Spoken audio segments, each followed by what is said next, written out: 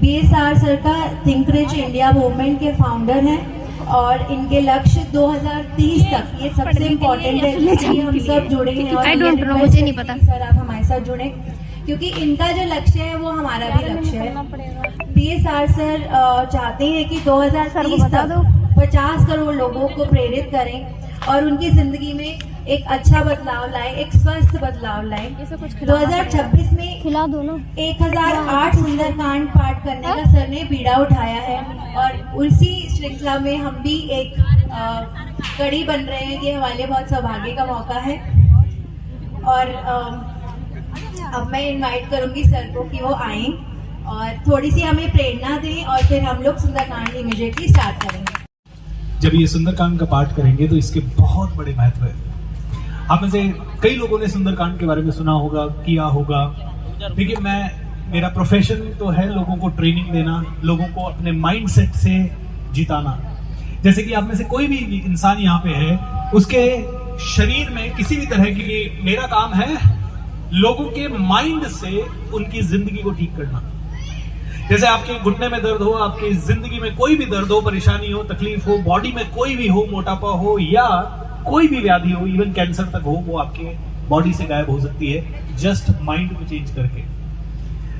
तो मेरा प्रोफेशन है लोगों को कॉर्पोरेट्स में जाना, ट्रेनिंग देना, हजारों लोगों को ट्रेनिंग देना। लेकिन मेरे जीवन में जब भी मुसीबत आई तो मैंने सुंदरकांड का पाठ किया और पता नहीं कैसे मिरेकल्स तरीके से मेरी जिंदगी की मुसीबतें गायब हो गई। तो मुझे अंदर से एक प्रेरणा आई कि क्यों ना ये सुंदरकांड का पाठ थोड़ा और किया जाए।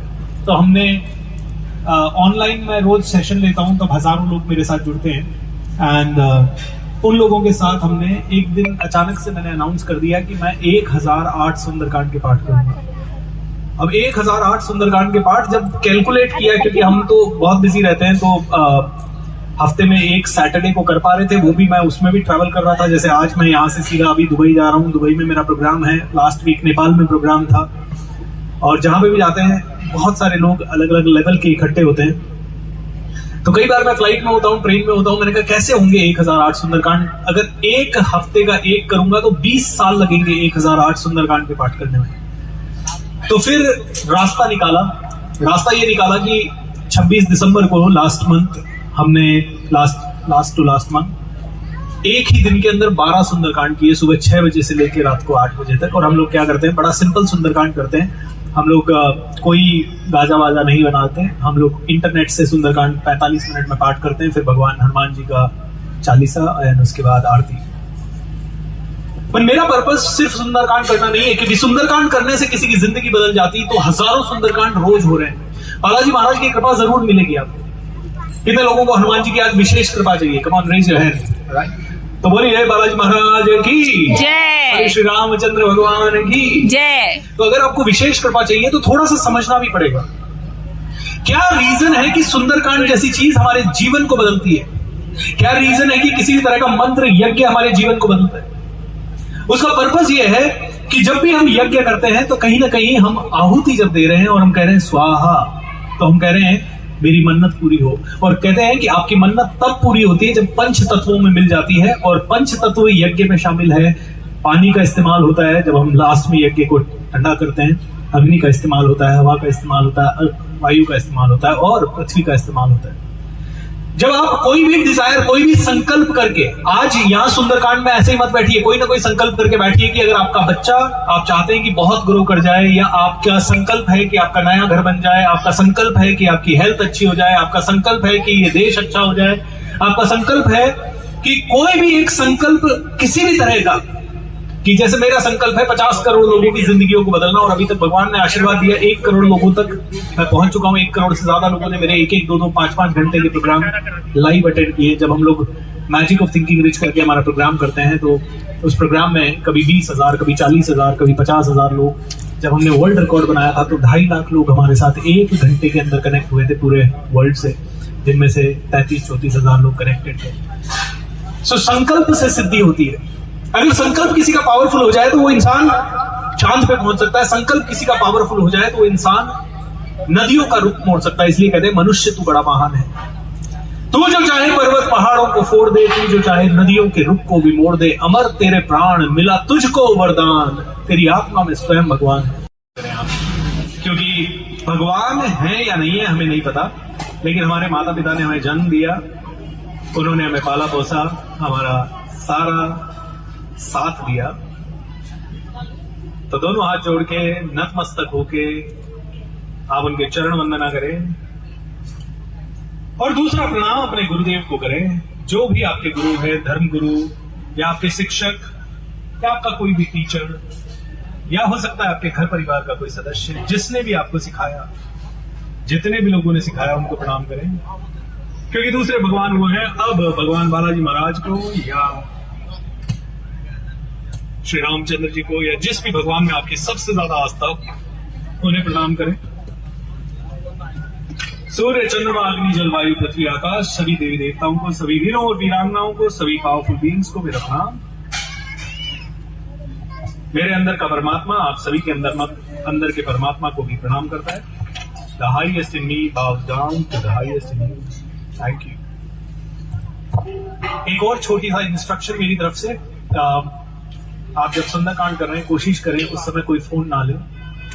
बस एक बार ये करें तो मेरे साथ सभी लोग बोलेंगे इस वक्त से। सभी लोग बोलेंगे इस वक्त से। सभी लोग बोलेंगे, कई लोग बोल नहीं रहे हैं, कई लोग सोच रहे हैं, देख ही रहे हैं कि क्या बोल क्या रहे हैं। हाँ, इसी वक्त से मेरा जीवन हजारों गुना बदलने वाला है। सब लोग ये संकल्प होल्ड कर सकते हैं? यस। ऑलराइट। इसी वक्त से हमारा जीवन पॉजिटिव रूप में हजारों गुना बदलने वाला है। एंड इस मान्यता के साथ आप करें तो सही। मैं कहता हूं मिरेकल्स होते हैं, चमत्कार होते हैं, इसी दुनिया में होते हैं, लेकिन तब होते हैं जब आप जितनी श्रद्धा नेगेटिव चिंतन में डालते हैं, छोटी सोच में डालते हैं, कंप्लेन करने में डालते हैं, या कहीं ना कहीं एक दूसरे से लड़ाई करने में डालते हैं, मायूस होने में डालते हैं, उतनी ही ऊर्जा अगर आपने अपने सपनों में डाल दी, संकल्पों में डाल दी, तो मिरेकल होगा, चाहे किसी भी क्षेत्र में हो। ऑलराइट। मेरे प्रोग्राम में लोग आते हैं, बड़ी से बड़ी बीमारियां ठीक होते हुए मैंने देखी है। मैं कोई डॉक्टर नहीं हूं, ना मेरे पास कोई फॉर्मूला है कि 100 लोग मेरे पास आएंगे 100 के 100 ठीक होके जाएंगे, मुझे नहीं पता। लेकिन मैंने ऐसे ऐसे मिरेकल्स देखे कि जो आदमी 5 साल से तकलीफ में है और एक दिन, 1 घंटा या कभी कभी 2 दिन हमारे साथ रहा और चेंज हो गया।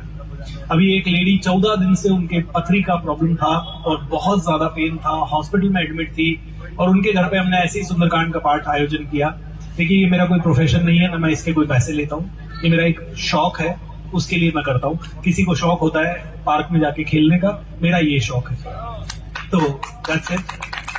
सो जब हमने उनके घर पे कदम रखा और हमने सुंदरकांड प्रारंभ किया, उनका पथरी का दर्द जो 14 दिन से चल रहा था, हॉस्पिटल में एडमिट भी थी, रोते हुए उन्होंने हमारा वेलकम किया था, रो रही थी, बोले मैं मर जाऊंगी, मेरे को ठीक कर दो।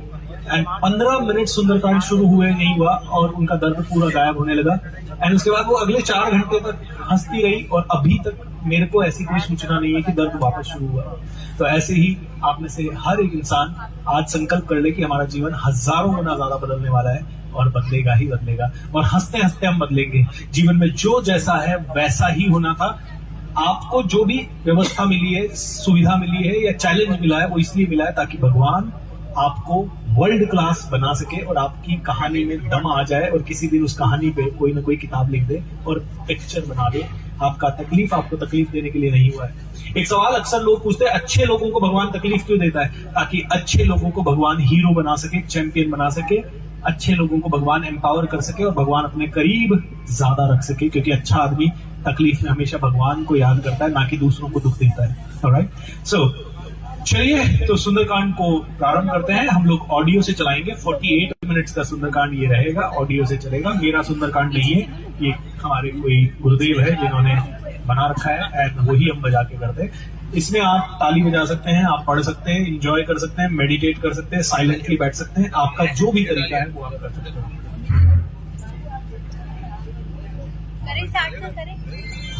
चलिए प्रेमी जनों, सुंदरकांड के सुनने का ही फल बताया गया है।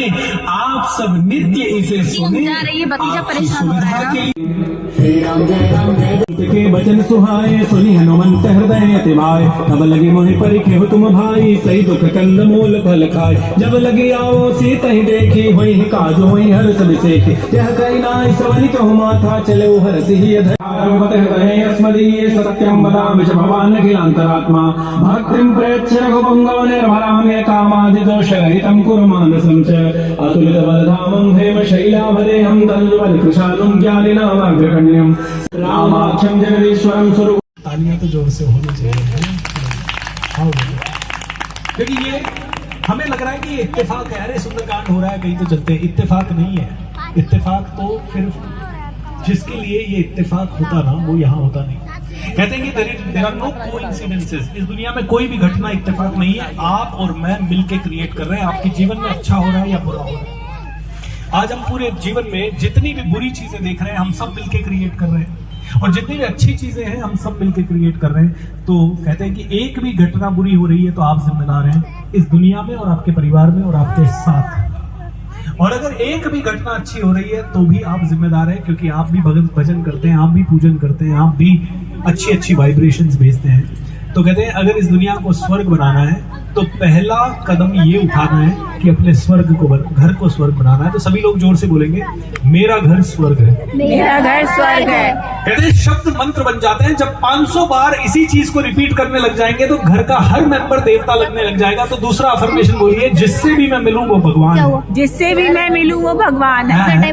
जो मैं खाऊं वो अमृत है, जो मैं खाऊं वो अमृत। मेरा घर स्वर्ग है, जो मैं खाऊं वो अमृत है, जिससे भी मैं मिलूं वो भगवान है। रोज खाना भी खाते हैं और बोलते हैं आजकल तो इसमें पेस्टिसाइड बहुत आता है, आजकल तो इसमें जहर बहुत आता है। अरे खाओ ही मत, फिर जहर बहुत आता है तो मत खाओ।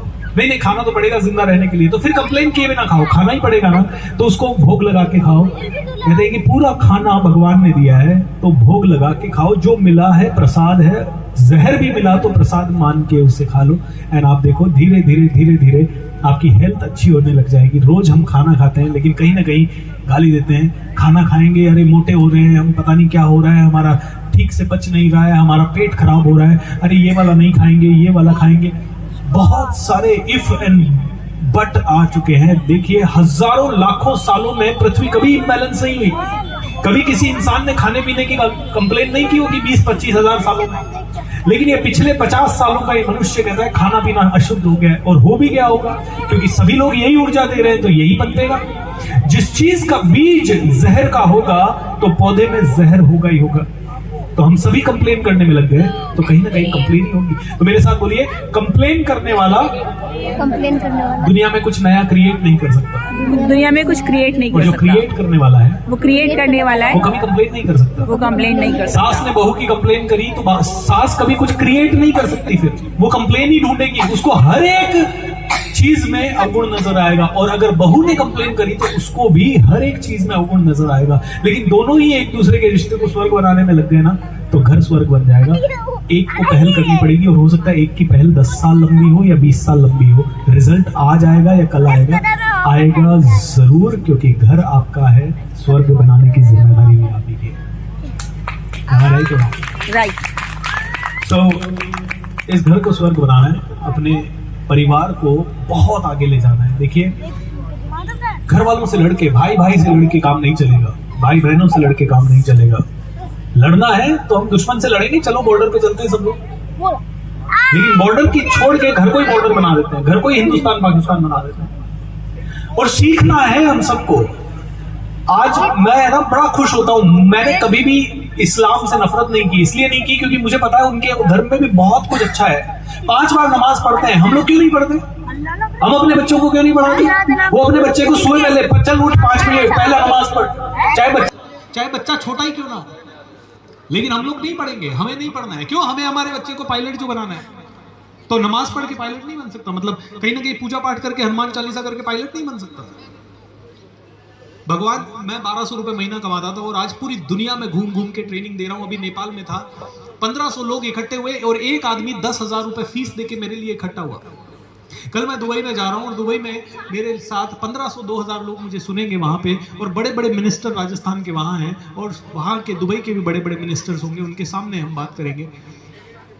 मैं 1200 रुपए महीना कमाता था, मुझे नहीं पता था, लेकिन मुझे ये समझ आ गया कि हनुमान चालीसा करने से मेरा टाइम वेस्ट नहीं होगा बल्कि मेरी शक्तियां ही बढ़ेगी। एम आई राइट और रॉन्ग? कितने लोग इस चीज से सहमत हैं?